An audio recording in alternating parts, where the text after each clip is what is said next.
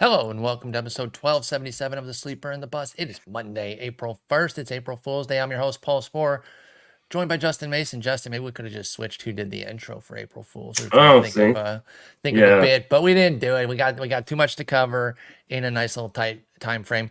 How's your weekend? Happy Easter. Enjoy opening weekend?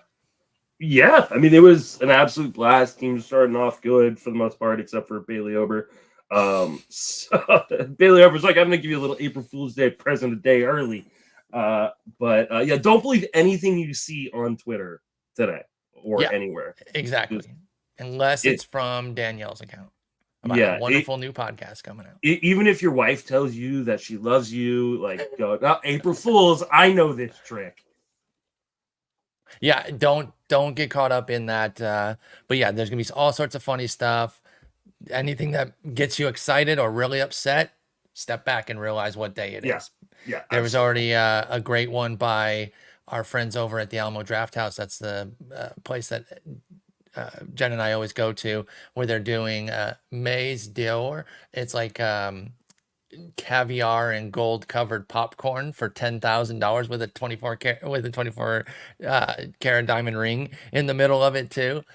So that was funny. It was a well done little spot that they did. And I'm sure you'll see all sorts of funny stuff out there. So just take it in stride and enjoy. Don't get duped by anything. But yeah, I had a nice weekend. Enjoyed baseball, of course. I actually went to a new place around town here that Jen and I used to go to in the airport. It's a place called Peach Tortilla, and they opened up one near us now. And I go there, and then we're having a wonderful time eating. We were so excited about it. Turns out the owner knows this guy right here. And he was like the nicest guy ever. So Eric, big shouts to you for taking care of us and really making my day and making Jen's day. She loves when I get recognized, which obviously I do too. I'm not. It happens so infrequently. I'm not going to pretend like I'm so arrogant that I don't love it. But she just thinks it's the craziest thing when someone knows me from our little baseball stuff. So big pod listener. He's like, "Oh my God, are you Paul?" I was like, "Sure am." He's like, "I listen all the time." So big thanks there. We're going to definitely be going back to Peach Tortilla if you're in the Austin or greater Austin area. You got to check it out. It's a great place. They have one in our airport too. So if you are in Austin Bergstrom, check out the Peach Tortilla there. Well, I And know then, where I'm going next time I come out to visit. and yes, next time you come visit, I will take you there. Maybe he'll be working at that time too, and he'll see both of us and then really go crazy. But yeah, that was a really cool experience. Had a good time with that. Enjoyed baseball weekend. I got to tell you, by the way, another a little promo here. Not sponsored, but I got to do a little promo for Fubo TV. And let me give a big shout to the community. Y'all told me about this last year. I didn't act on it. But I've been a bitterberry about YouTube TV ever since they took away MLB Network. When I first got YouTube TV, I couldn't talk highly enough about it. I thought it was a fair price. They had everything we wanted. They had the channels I needed. Honestly, if you got MLB Network along with the live, ESPNs and the network television where I can watch live sports, you're pretty much going to win with me. And then Bravo and a few other channels for Jen. And YouTube's just fallen down ever since. I swear I get an email, 2 emails a week, Justin. One tells us what channels they've lost. Two tells us how much the price is going up. And I swear I get these 2 emails every damn week. And it's just been, even ever since the MLB thing, it's just been constant price rises and channel losses. So this year I decided to do something about it because I like MLB Network quite a bit. I like MLB Central, the morning show. I like MLB Now, Brian Kenny's stat-based show. And I just like having it on. So I signed up for Fubo TV. Not only is it going to be a little bit cheaper than MLB or than YouTube TV, but they've got everything I want. And for the first time in forever, because YouTube TV didn't even have this, I'm going to have the Rangers and Houston games. They got both of their RSNs on there.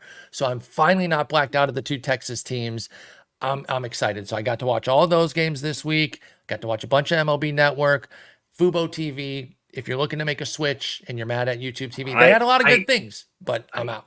I am looking to make a switch because I've had DirecTV forever, and it was in large part because I wanted the NFL Sunday Ticket. Well, now the NFL Sunday Ticket's on YouTube TV, so I've been Yep. debating switching YouTube TV. I will probably go back in the fall for the Sunday Ticket because a friend Yeah, and I like to have the Sunday Ticket, my friend Jeff. And so I might be looking at it then, but for now, I'm done. And my subscription actually runs out for YouTube TV in about 2 weeks, which is perfect because I did want it to have to watch the tournament. Although I think the rest of the tournament is on network television anyway. So it was really just the first couple weekends where you need all the true TV and TBS and this, that, and the other. And look, I think I've mentioned this on the pod before, but people called this a long time ago that all this streaming stuff was going to become as bad as cable. And I got to be honest, I kind of thumbed my nose at it. I was like, no, it won't. It's so consumer friendly. I was a sucker, moron, idiot. Those people were 1,000,000,000% correct. And it's a freaking nightmare. But Fubo TV, at least for me right now, for my baseball needs, is awesome. So check if you're looking for your RSN, which is your regional sports network, along with MLB. That could be the winner. I got Astros, Rangers, MLB Network. It's got Bravo on it. So Jen and I are locked. Yeah, because the only reason I have DirecTV at this point is so I can watch the Giants and the A's. Like, I don't watch anything else. I pay for subscriptions to Netflix and Prime. And cancel Disney that Plus Community out as of today on Netflix. So there goes my subscription to Netflix. They're moving Community to Peacock. I've got Peacock. I end up like between all of my streaming services and DirecTV, I'm spending like $400 a month. It's crazy. And I'll do another unpaid promo. Rocket Money, it's one of those programs that tells you like all the stuff that you're subscribed to, did help me find a bunch of crap that I had that I needed to stop paying for. You know, it's just $12-15 a month, but that shit adds up for services you're not even using. So anyway, enough unpaid promos here. Yeah. Let's get into some baseball. I know we talked about it on Friday, but we got more news on it, and it's just as sad as I thought it was going to be. Royce Lewis is going to be out at least a month with the quad, and I shouldn't even put at least a month. It's going to be a month plus, because a month is just the pure rest. He's resting for a month, and then we're going to kind of see what's what at that point with the strained quad. Turns out to be a severe quad strain. It's just so unbelievably unfortunate. My question is, are you cutting him anywhere? I did not in the main, where I have him. It's 15 teams, of course. I'm going to hold the spot for as long as I can. Obviously, push come to shove. If I start piling up the injuries, I might have to. But right now, I did not. Let's focus on 10s and 12s, the shallower formats where the waiver wire is going to be more robust. Are you cutting a Royce Lewis? I mean, not if I have high L spots, which I think most 10s and 12s do. Yeah. So I would try to hold. This is why you don't take IL players, though, because then your star fourth rounder gets hurt and you are murked. I know we just keep reiterating it, but this is why. This is why.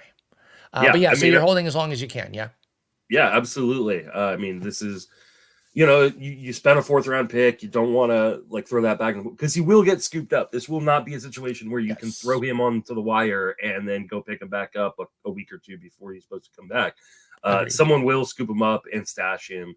But again, like you just said, this is exactly why I try to stay as risk averse as possible. It's why I wasn't drafting Royce Lewis. I wish he had stayed healthy, because I just think he is a fun player to watch. But from just a strategical point of view, like, I stay away from these guys that really struggle with health. I think it's more of not taking already injured guys. Again, we can differ on that. I think it's just crazy that he gets hurt the very first day, though, after hitting a home run. It's a home run and a double, and then gets fucking gets hurt. Prime Royce Lewis experience. The whole gamut, the good, the bad, and the ugly. They call up Austin Martin. Before we get into a couple of other potential third base replacements, any love for Austin Martin in deeper formats? I feel like it's AL only at the max right now, maybe 15 teamers. What do you think of Austin Martin? One-time huge prospect. His star has dimmed a good bit, though. Yeah, I think he's a watchless guy in most spots. Like, I don't, outside of AL only, I don't know that you're running to the wire to pick him up. But this is a good time to kind of watch and see, like, is he playing every day? If he's playing every day, then, guys who play every day in 15-team leagues make sense. Like, even if they're not massive producers in home runs and RBIs. But for the most part, I think, AL only, and then kind of watch list him and kind of see what he does this week. You know what I might take a look at, who really benefits here, and I think we did kind of call out that even though he wasn't penciled into the starting lineup to start, Willie Castro is going to find his playing time. I didn't think it would happen instantly for one of their superstars, but I knew Royce Lewis had injury risk, so I think Willie Castro is somebody to take a look at, even in something like 12s. Because he's going to be available there. He's not going to be available in 15s. He was drafted in most of them. But do you like Willie Castro in 12s and maybe even some 10s if you need speed now that he's going to be the everyday third baseman? Yeah, I mean, he's going to be playing every day, and this is a guy who stole 33 bases or something like that last year. And yeah, I mean, that's a ton of value. And he's multi-positional eligible, so you can move around your lineup. Yeah, I mean, I was big on Willie Castro coming into the season. I was not dissuaded by the fact that he didn't quote unquote have a spot Didn't bother me at all. we knew like they've got Byron Buxton, they've got Max Kepler, they've got Alex Kirilloff, they got Royce Lewis, they've got all these guys who Carlos struggled with Correa. health. Carlos Correa, Carlos Santana's ancient. Like, I mean, there's just so many opportunities for Castro to get in the lineup. And now he's got that full-time spot. Like, he could legitimately steal like 40, 50 bases if he's playing full-time. And I think he's going to, because by the time Royce Lewis comes back, someone else will be hurt. Probably. And so Castro will just move on to that spot. Oswaldo Cabrera dominates, starting all 4 games, has a huge opening weekend for the Yankees, made some swing changes. Apparently was working with Soto, his new teammate, and, people were seeing some changes right away. He's playing over there at third. He does not qualify at third yet. He's outfield only right now, but he's an interesting pickup. We saw him get picked up a bunch in the main event landscape. What do we think about Oswaldo Cabrera in those 15s? And then give me a thought of whether or not you're considering him in 12s as well.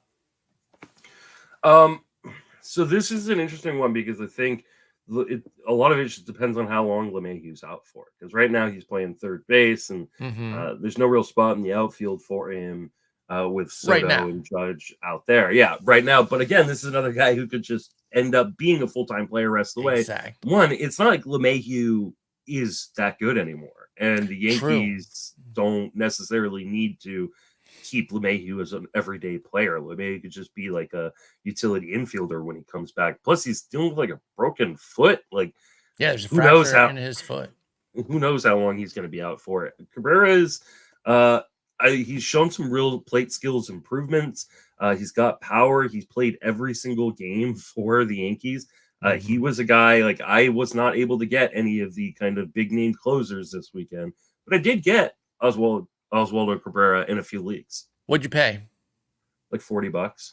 Yeah, I got a little too aggro. I brought my bids down, my bid down in one of them. I got him in both mains, which is great. I'm happy about that. My friend actually made a comment about him in my chat on Wednesday night, and I was like, yeah, but this stupid birdie trade, because I've been an Oswaldo guy in the past, but I was like, nah, this stupid birdie trade, I'm not going to go too crazy here. I'll see what happens there. But I ended up getting him 33 to 28 in one of them, and then I didn't lower the other one. I should have brought that one down to 33. That one would have worked. Instead, I've spent 77. So I'm not mad about that.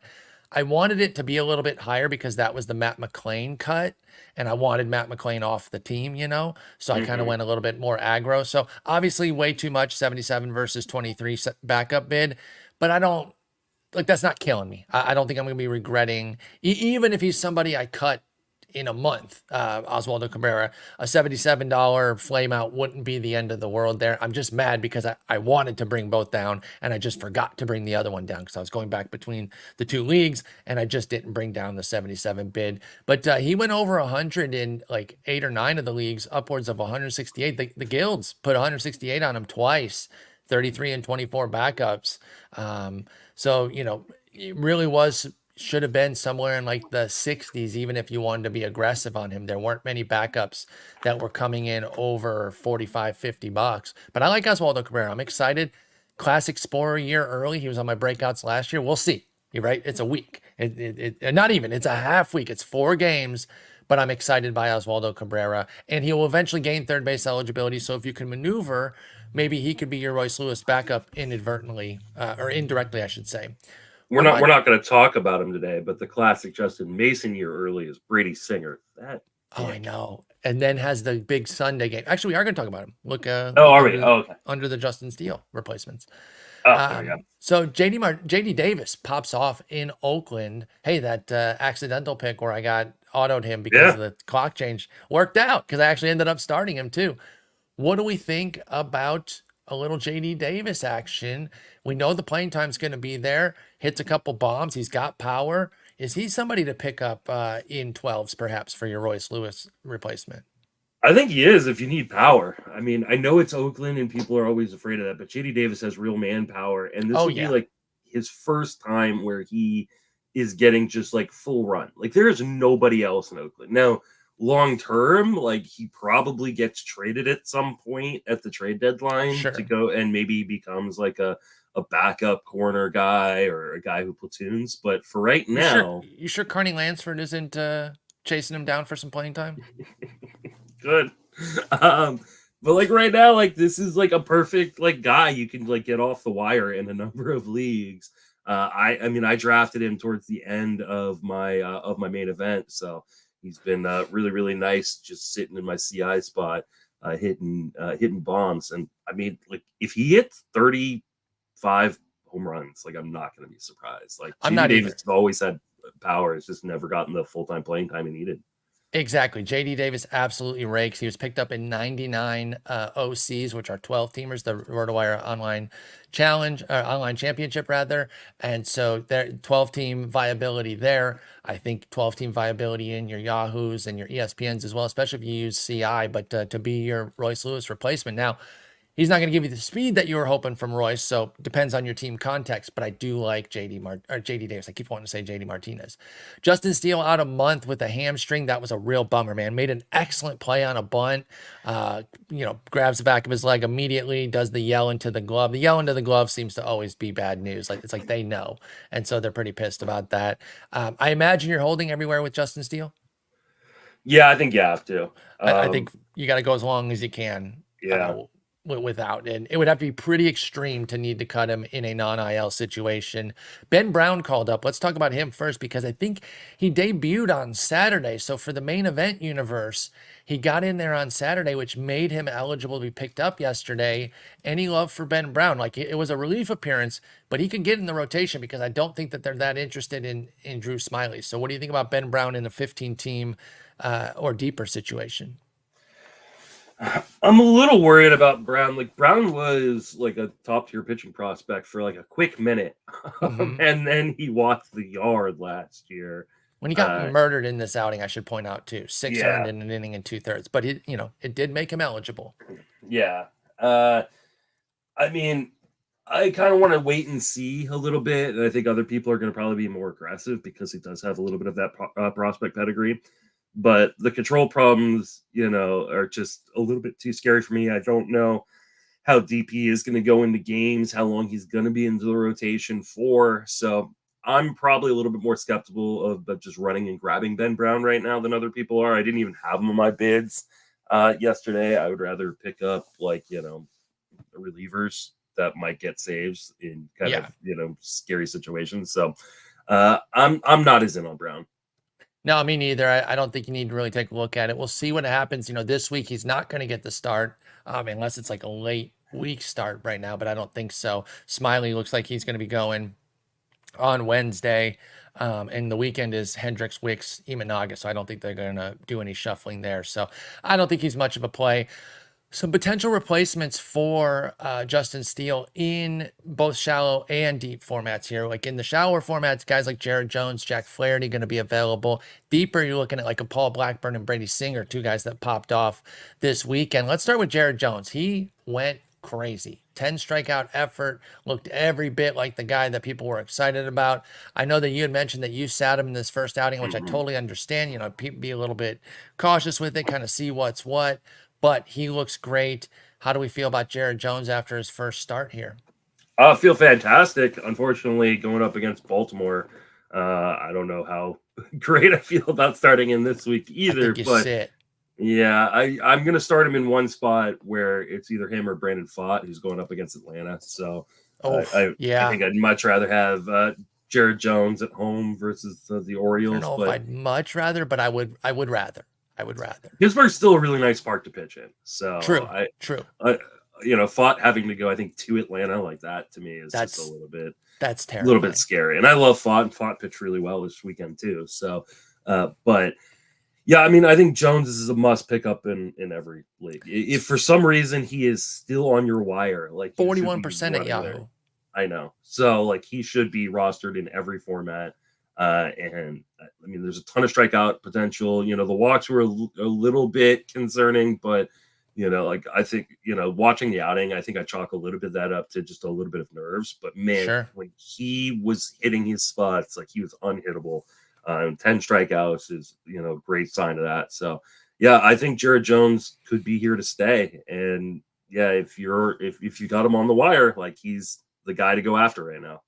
I agree. You want to go for Jared Jones. If you are in one of the 40% of leagues in Yahoo where he is rostered, maybe you pivot to Jack Flaherty, although he's 60%, so he's less available. But maybe one of them is available and the other isn't. Jack Flaherty looked excellent. It was against the White Sox, but 6 strong innings. The velo back up about a half tick from last year to 93.6, 30% K rate, no walks, 14% swinging strike. Jack Flaherty looked excellent. What do you think about Jack Flaherty in shallower formats where he's available? I'm not as ready to maybe it's PTSD from years of Jack Flaherty abusing me the last couple of years. But I just can't with him. Like, he, the 93.5 is better than last year, but it's not the 95 we saw at the peak of his career.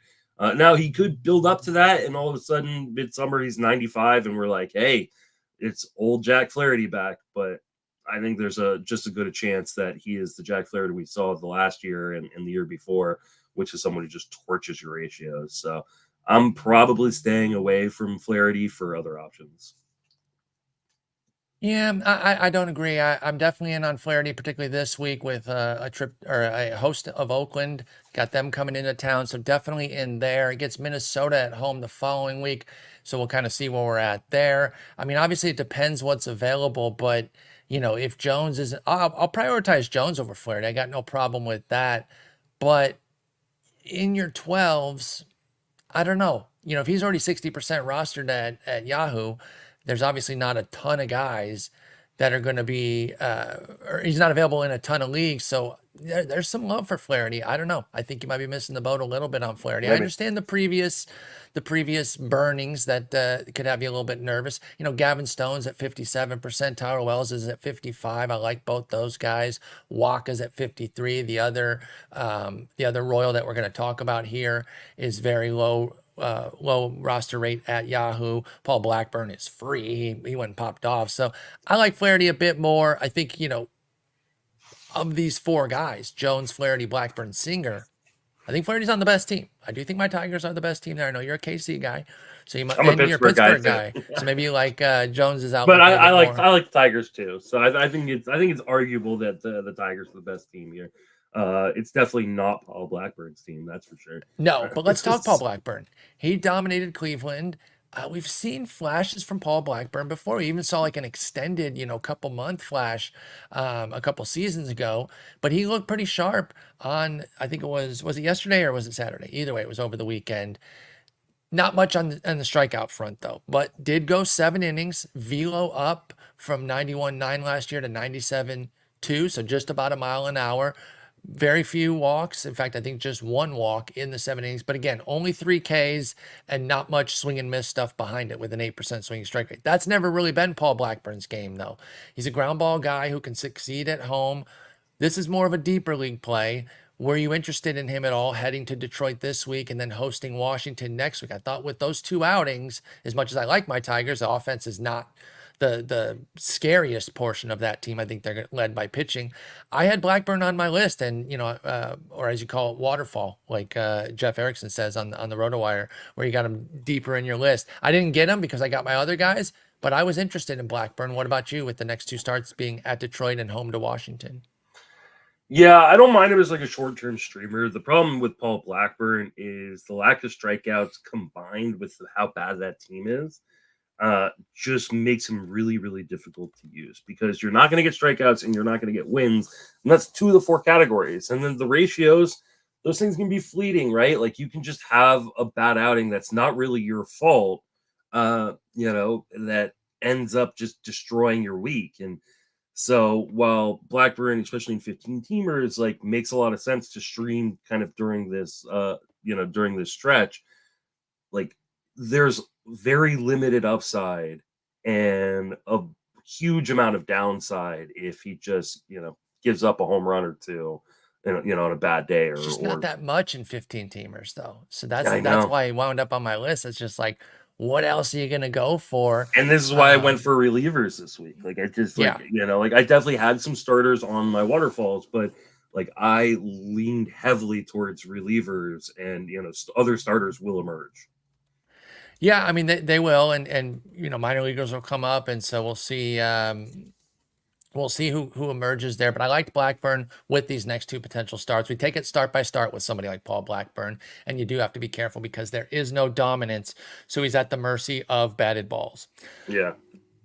Brady Singer went crazy, like you mentioned, a year early. One start doesn't mean that he's popping off any more than 4 games for Oswaldo Cabrera means that, my love for him is now proven right.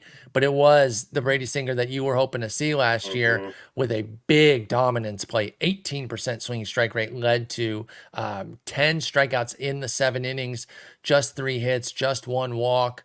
He looked awesome, Brady Singer did, in those 7 innings of work. Are we in on Brady Singer? Were you looking at him this weekend? The tough part was it was a Sunday start, which means it was on everybody's radar, especially with the White Sox coming up. So it's an obvious start this week too. But what do you think of Brady Singer? Man, this is a bummer for me because I was huge on Brady Singer, and he's kind of changed his pitch mix a little bit to be more slider heavy, which I think is really, really good. The only problem is he's still a 2-pitch guy. He only threw like 4 changeups this entire outing. Everything else was working, I know, but what happens when you don't have the feel for your slider? No, I agree. Yeah, I agree. I'm just saying in this case, in this case, it didn't matter. But you're right. That's the issue, right?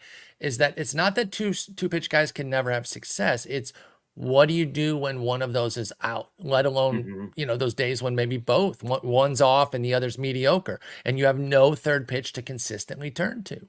Yeah, you have to have, if you're going to do a 2-pitch mix, you have to have 2 elite pitches. And I don't think that Brady Singer has 2 elite pitches. I think he's got 1 really, really good pitch and 1 above average pitch.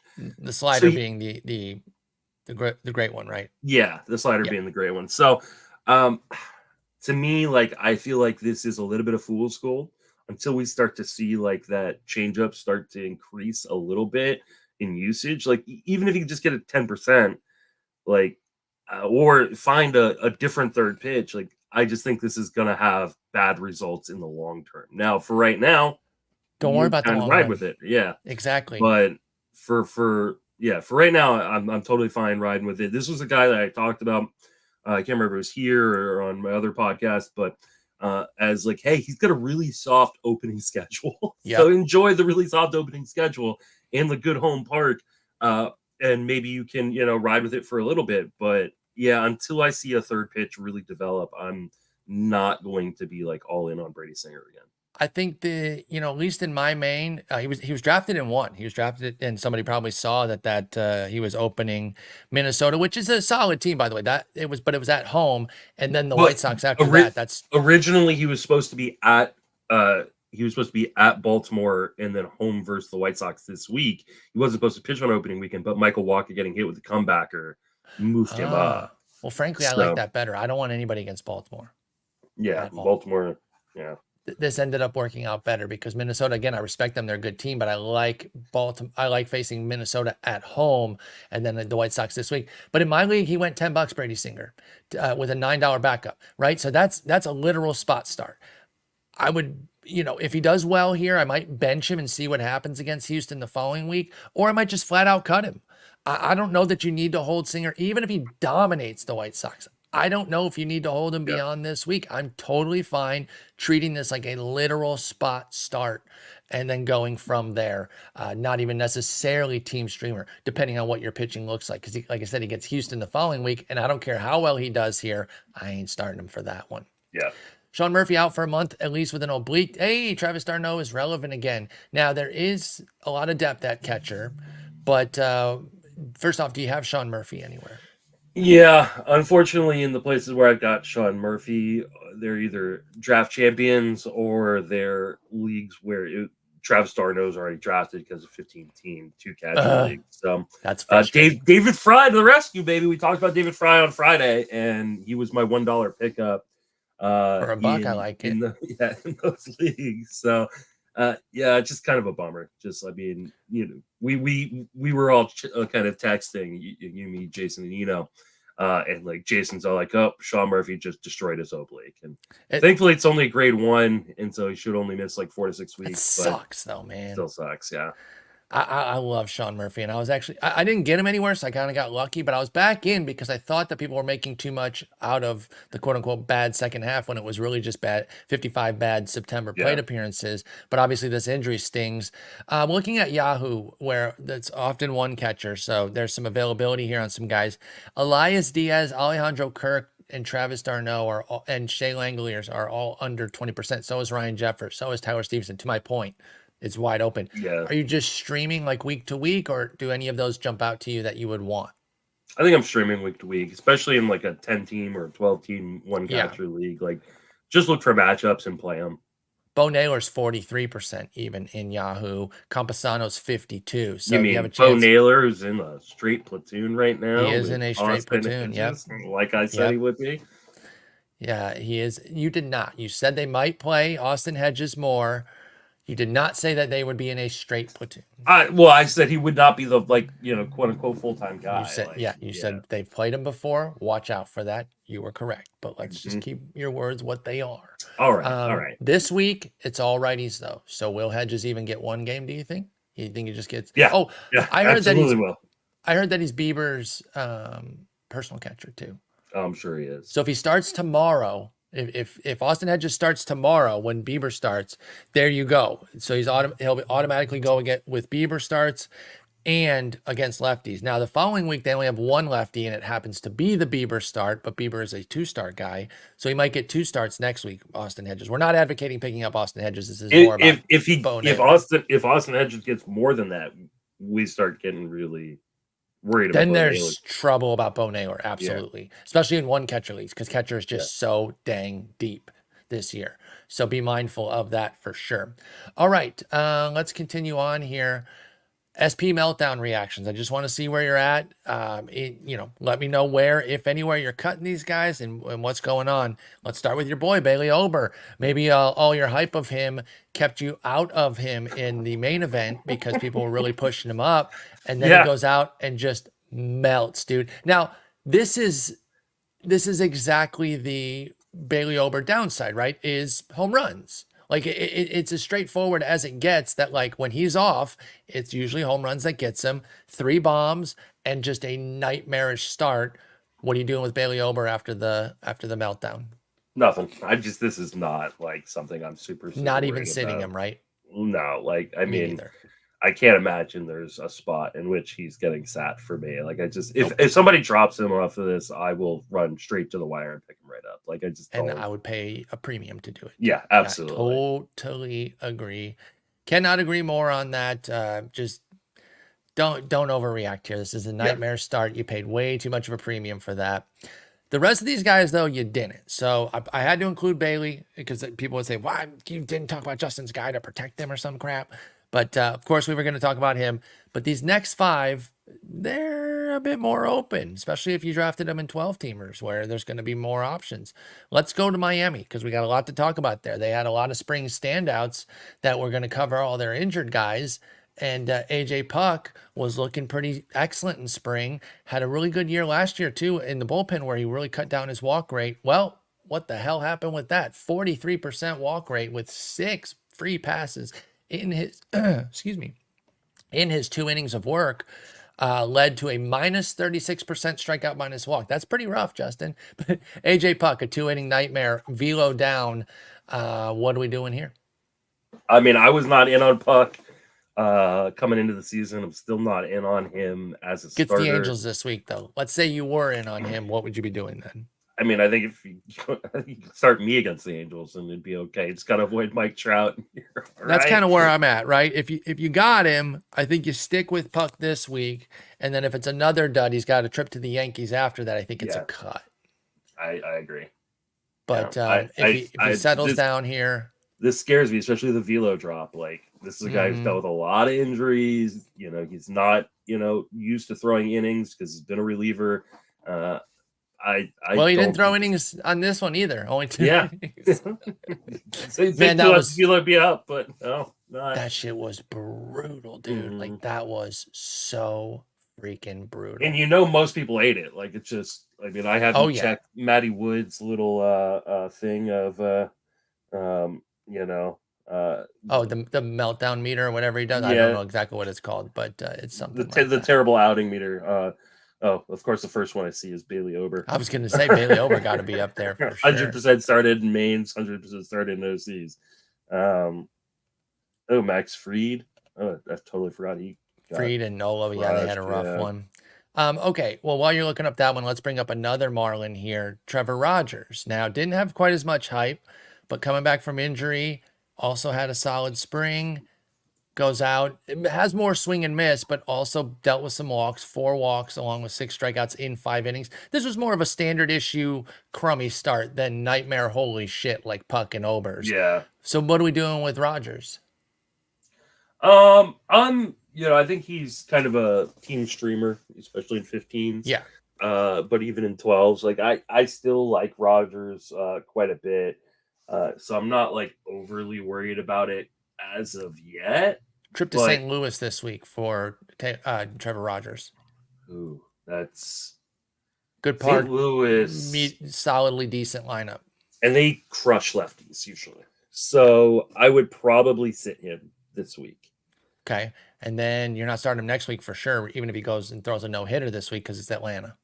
Yeah, no, I'm not starting him. So, but you are team streaming Rogers. In 10s and 12s, you can drop him then. Like, just go drop him for somebody else. If you took the shot on Rogers, I'm okay with that. Even if you're not out, just because if you don't like the St. Louis start, you drop him because you know you're not starting Rogers for Atlanta, and then you maybe try to get him back if you still like him. Yeah. But other than that, you can hang on and kind of see what's what. I'm more open to the St. Louis start, but it's not a must for me.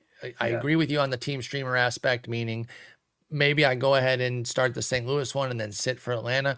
No shot I start Atlanta, though. Again, he could throw a no-hitter at St. Louis, and I would not start Trevor Rogers against Atlanta. Do not do that. All right, and then one last Miami one, Ryan Weathers. Also kind of a surprise rotation option because of all the injuries they dealt with. Also falls apart a bit. Going to go to St. Louis. He gets that first start there. That's the home opener in St. Louis. Again, more a run-of-the-mill bad start. 23% K rate, 9% walk, 12% swinging strike. 500 BABIP kind of burnt him. The best of the 3, I think, in terms of the start that he had, despite it only being 4 innings. Velo was at 96.7, which is up from 95.1 last year, so that's encouraging. What do you think about Weathers, and are you sticking with him at all? I think, again, he's a team streamer, but I think he also got, like, just BABIP to hell. He had a 500 BABIP in this one and, like, a 62% ground ball rate. I just think balls just kept finding holes. So, like, I'm not as worried about him as maybe other guys. Like, I would probably, if I had to, like, decide between keeping Ryan Weathers and, like, AJ Puck, I'm keeping Ryan Weathers. I just think Puck has a better chance of just being slid right back into the bullpen. And then Weathers does. So I think if Weathers is on the team, he's a starter. I don't think he's getting put in bullpen.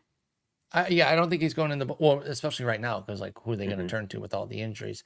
Well, I just mean like when they come back, when the guys come back. Okay, yeah. Unfortunately, none of these guys are being started next week, regardless of what they do, because the other series they have is at the Yankees.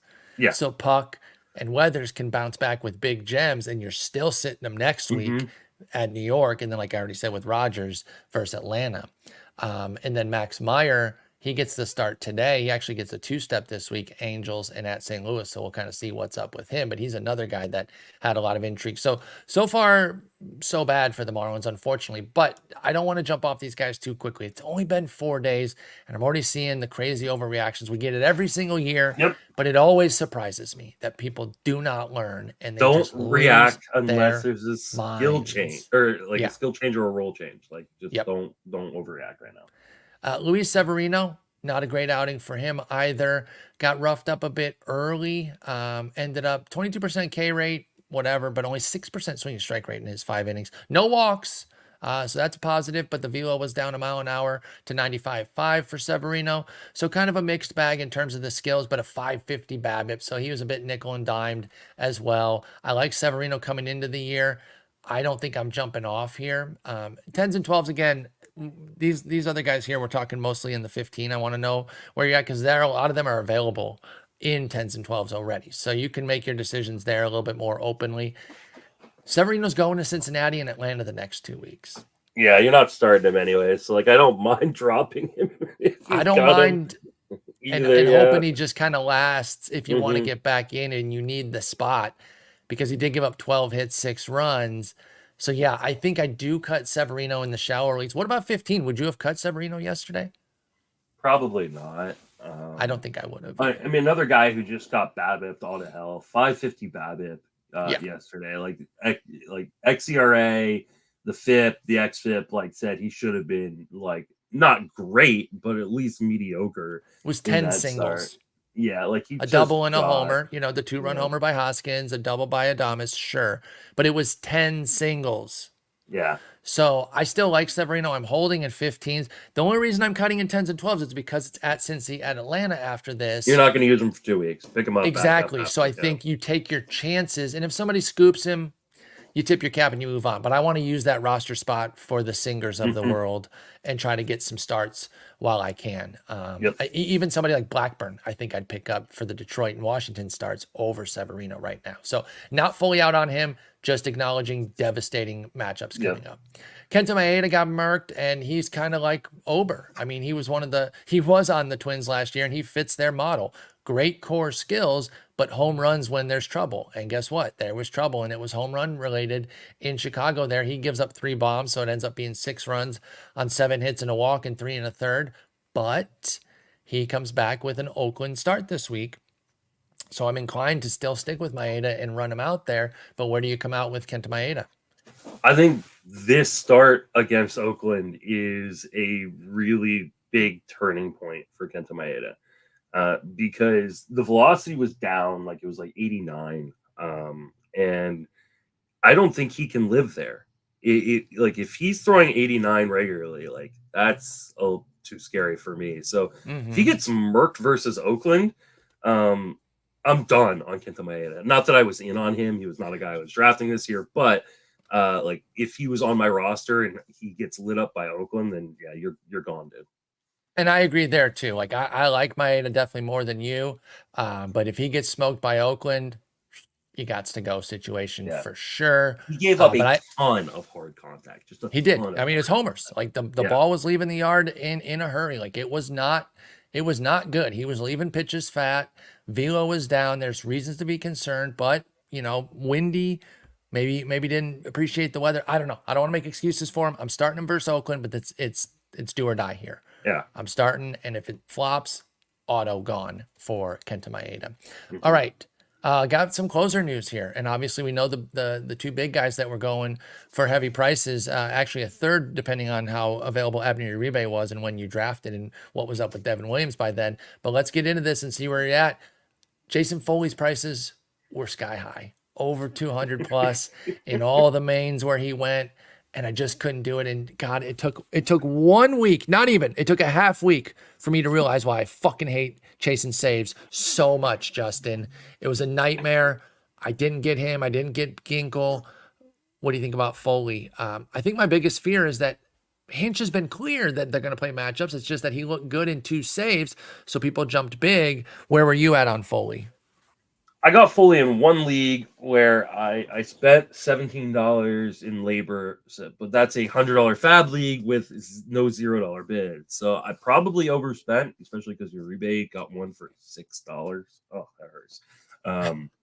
This is what happens when you don't know the league and your league mates as well. My first year in labor, but I understand why people did it because Foley's looked fantastic, and unlike Ginkel, Ginkel's gonna lose that job once Sewald comes back. I don't care what some people, including smart industry friends, are saying.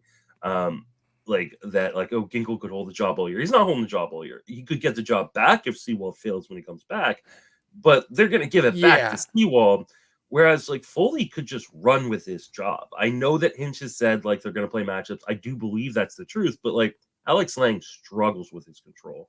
And Foley just looks so good right now. So I get why people spent that much. I think it's just a bad process.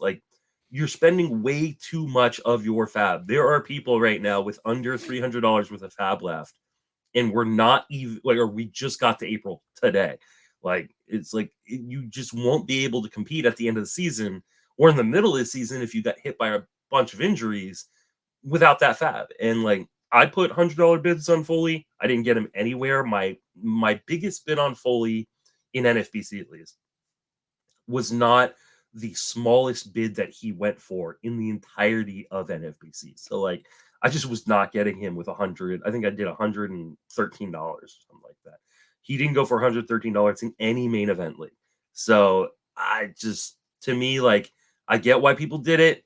I agree with the general premise. I just don't like the execution and spending that much fab this early. Yeah, I mean, I'm not against spending this early, right? Because you're trying to take the chance at getting somebody for a full season.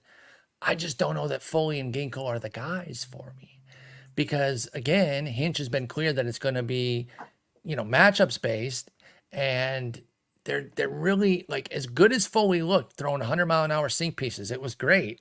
He doesn't miss bats, really. He breaks bats. He keeps the ball down. I mean, he has a 50% K rate right now. So people are like, what do you mean he doesn't? Okay, he struck out 2 of the 4 batters he's faced. Sure, but that's not normal for him. Now, if he does start missing bats at a higher clip, then all bets are off. But right now, he's more of like a Brusdar Gratterall type, which can be very useful, but still doesn't have the dominance that you normally look for in the 9th inning. So honestly, I was more open to like a spec shot on Shelby Miller still, who I've been liking, and I liked in my draft champions as a spec. And, I think Chafin will get occasional saves. I'm not really going for Chafin in fantasy because he's just a lefty, but he'll get occasional saves when it's 2 or 3 lefties in a row. And then even some other spec guys that we're going to talk about here in a moment on other ball clubs because of how high Foley and Ginkel went. And I agree with you too. Sewald's going to get the opportunity right when he gets back. If he flops or if the injury is worse than expected, then Ginkel could hold it. But you're really putting a lot of money in because, like, how many saves do you get in a month? Like 8? Not even. Well, that's a 40 save guy. Yeah, No, that's almost a 50 save guy. 6. So 5 or 6. That's not worth $200 for me. Yeah. And I don't know, man. I mean, Ginkel was great in the playoffs, but so was Sewald. So those are like the 2 guys that they trust. Like, to me, like, it's when you got a guy who's he closed games and won games in the NLCS. You really think they're going away from him? Like, yeah, I know he didn't save anything in the World Series, but they only won 1 game in the World Series and they won it by 8 runs. So, like, I don't think they're going away from Sewald when he comes back. I think they're going to give it back to him. Could he lose it at some point? Absolutely. He gives up home runs. Like, this is a team that needs to win games to stay in the division race, if or the wild card race. But I just think that Sewald's going to get that job back, and I just think the Ginkel bids were just insane. I mean, someone spent like $470 something on Ginkel. How much? I think it was 470. Oh, what wasn't that Dalton Del Don? Was it? In TGFBI, I think somebody messaged me on Twitter saying, no, in a main, I want to say it was. In a main, he went that high. Oh my goodness. Give me a sec. I'll bring it up because, like, yeah, it was unreal when I saw it. I was like, I think my tweet where I sent it out $457, and the runner-up was $368. Both bids, it was Dalton in a main. But both bids were higher than any other league's bidding. Oh, like, the 2 guys just went at it. God. But I mean, I love Dalton. Dalton's a great player. He likes to go aggro early. He was a guy who spent like $500 on Josh Lowe after the first week of the season in our Vegas man. He was a year early. He was a year early on that. He was a year early. But like, there were 3 leagues that he went over $300, and like, that to me, like, just puts you at too big of a deficit in your fab. I can't do it. Yeah, it scares me. It scares me. Oh man, that's so high. And 479 was the high for Foley. Do you like Foley more than Ginkel in terms of like the long term, because he has a better chance to hold? Because you're set that Sewald is going to be the guy when he comes back. What do you Yeah. think the chances are that Foley is the dude? I'm gonna say 70. Okay, 70% chance. And obviously we're just throwing something out. Yeah, that's your confidence rating. I'm not holding you to anything there. Yeah. I like Shelby Miller. I'm not like, we can't even fully be out on Lang. He looked like crap over the weekend, but like he threw what, 2 innings? Like who gives Yeah. a shit? I understand moving on from him right now for Foley and all that, but like he's not necessarily done. So yeah, these bids were they were so high for me, man. They were just really, really high. And I want a second closer, and I couldn't. Too many good hitters and starters were going when those second closers were going. And my 2 main second closer targets both got a save in the Korea series. So their prices, Evan Phillips and Robert Suarez, were pushed up. And it really screwed me, man. Because I wanted to go Ace, Diaz, Clase, Hader, Iglesias type guy up there. And then one of the Padre or Philly, excuse me, his name is Phillips, not Philly, or Dodger guy. And they just ended up going like a round later than those guys instead of 4 rounds later, like they were going in the winter. Stupid Korea series, even though I enjoyed watching those games. All right. Hey, that Korea series got me a win and a save. By the way, yeah, we didn't even talk about your Daniel Hudson gambit. You paid for the win, and then you got a sneaky save yesterday, dude. Best 23rd round pick ever. And you cut him this week, and you're back on getting another roster spot. Kenley Jansen's back is flaring up. And, he had some issues in spring. I was actually kind of surprised that he was ready to rock, but turns out maybe he's not because his availability is uncertain right now. Are you speccing Chris Martin anywhere? I didn't. They said that he was potentially available yesterday, and I think he'll be fine. So I didn't even worry about the Chris Martin spec, but I understand why people did. Just wasn't something I cared that much about. Yeah, I mean, I guess if I'm super chasing, maybe. But some of these other guys I'm more interested in. Jose Leclerc was shaky. David Robertson spec. Not really available in mains, by the way. So it's going to be shallower leagues where he's going to be available. Yeah. I mean, I think he went in 60, or no, not, he didn't go in 60 mains. He was available in, or he went in 33 mains. Max is $67. Who, Robertson? Oh, sorry. I thought we were still talking about Chris Martin. Oh, okay. Yeah, no. Give me your Chris Martin data there, and then we'll go to Robertson. Chris Martin was available in, picked up in 33 leagues. Max 67, min of 1. There were some leagues where he just went for a buck. And I think that was. I definitely would have done that. Yeah. There was 7 leagues where he went for less than $10, and a bunch of leagues where he went for less than 25. So, for me, Martin, I think he is the next guy up, but I'm not super worried about him. As far as Robertson's go, you're not super worried about Jansen, you're saying? Jansen, yeah. I'm a little nervous. I'm not. I think he'd be fine, but maybe I'm wish casting a little bit because I do have Jansen. There it goes. There it all comes out. It all comes out now. As far as Robertson goes, Robertson was not available, I don't think, in very many, if any. Hardly anything, yeah. So, are you nervous about Leclerc? Let's just talk about that then. Yes, because while he did save games in the World Series, and you think they just go right back to him, Bruce Bochy has a long history of just moving on to the next guy. Yeah. All 3 of the Giants World Series were closed out by 3 different relievers. And part of that was because Brian Wilson ended up getting hurt. But they moved on from Romo was the other one. Romo and Santiago Casilla was the last. That's right. And they did not really give a huge vote of confidence waiting till the day before or a couple days before the start of the season in terms of even naming him the closer. And I'm pretty sure when he named Leclerc the closer, he was all like, Leclerc's the guy for now. Yep. So David Robertson, 98% rostered in the main event. Definitely the next guy up, but hardly, locked and loaded himself. He struggled in spring with injury and kind of misperformance. And then his first outing, he didn't look very good. Inches from a grand slam to Christopher Morel. Yeah. He was very lucky not to just get blown up himself. So I wonder if Josh Sporers that's what I was going to ask about. Or sneaky pickup. What about Kirby Yates? Any love for Kirby Kirby Yates, Yates? who's done the job before and has looked good. Kirby Yates actually might be the right pick up there. I put a I couple think bids on Spores, but Spores because is pretty nasty. He got big. Oh, by the way, whenever they talk about him, it sounds like my name. Vague, like I yeah, throughout all the playoffs, I'm like, wait, what? He's got the nasty stuff. 19% swinging strike hmm rate in his 2 innings so far this year, 16 last year. Yates kind of working his way back. We're pretty far removed from him being a closer. But like you said, Boch is not gonna let this flounder. Like if Leclerc looks no. stinky, he'll go to Robertson. And then if Robertson's stinky, then we're going Spores or Yates for sure. So I think you can spec in the Texas bullpen a little bit, and that's kind of intriguing to me. What about Will Smith in Kansas City? He was unsteady. Is James McArthur the guy? Are you in on him at all?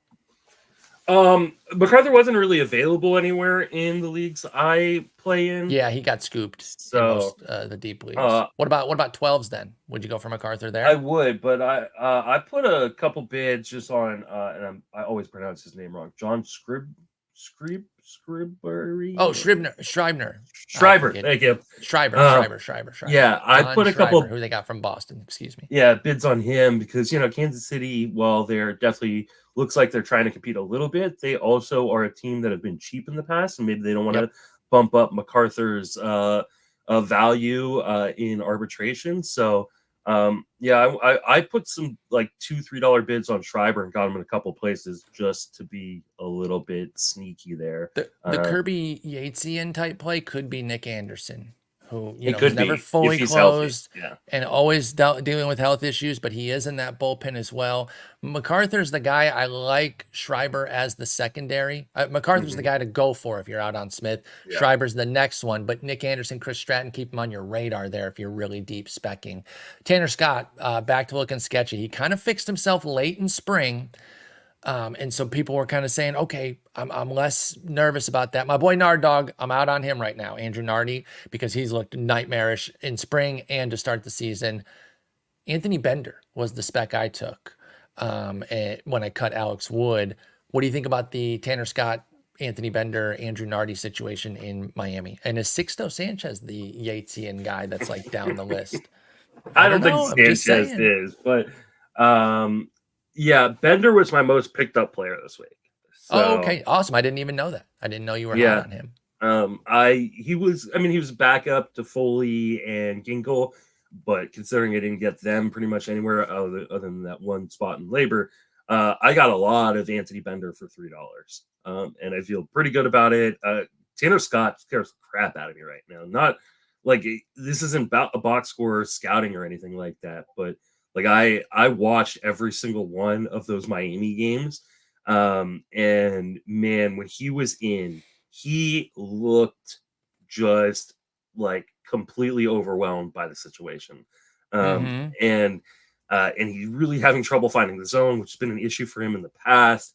I do worry about now. He could just we had the same issue earlier on in spring, and then all of a sudden he locked in and he was fine the rest of spring.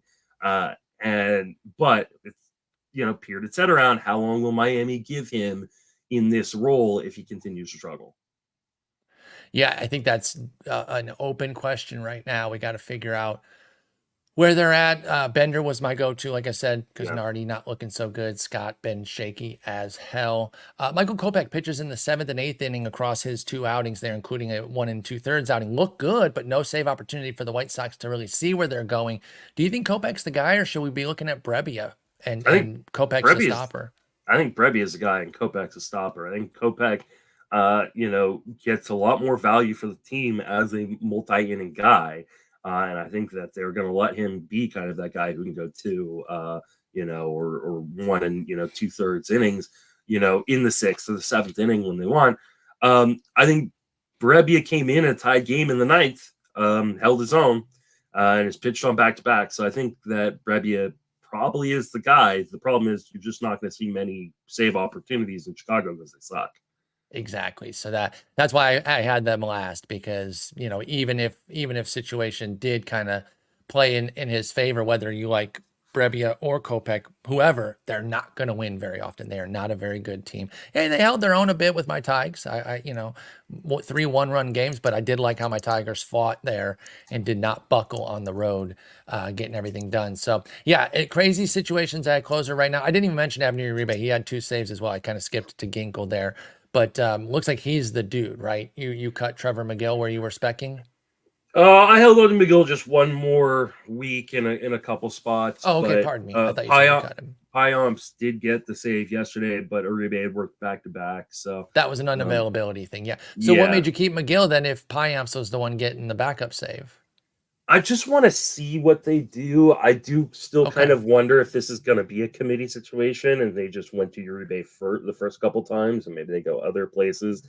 So Trevor I think McGill is nasty, by the way. He's Tyler's brother, for yeah. those that don't know. Like, Mhm. it's no coincidence that they got similar names there. Throws upwards of 100, misses bats. So I understand your interest there.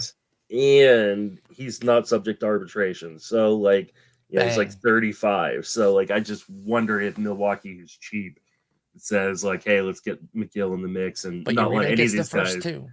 Yeah, and I'll take it because he's on a number of my teams because he was the cheapest guy out of the group. And so I sniped in a couple places.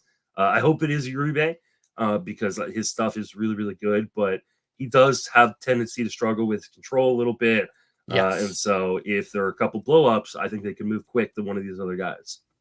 So stay tuned on McGill and Pyamps. Uribe does throw a million, but that also breeds the volatility control-wise, like you're mentioning. So Yeah. I think that is a fair call out, but he was a hot ticket where still available this weekend as well. Okay, Justin, that's going to do it. You got your chat coming up, so I'll go ahead and let you get to that. I wish we had better news. You know, it's all negative news with closers losing their jobs, guys getting hurt, but the season has begun. That's kind of where we're at with things. This week we will do two starters on Thursday or Friday. We didn't do it last week because we did that big review of opening day, but we'll get into the 2-start stuff that we did last year. But anyway, Justin, great speaking with you, and I'll talk to you on Thursday. Take it easy.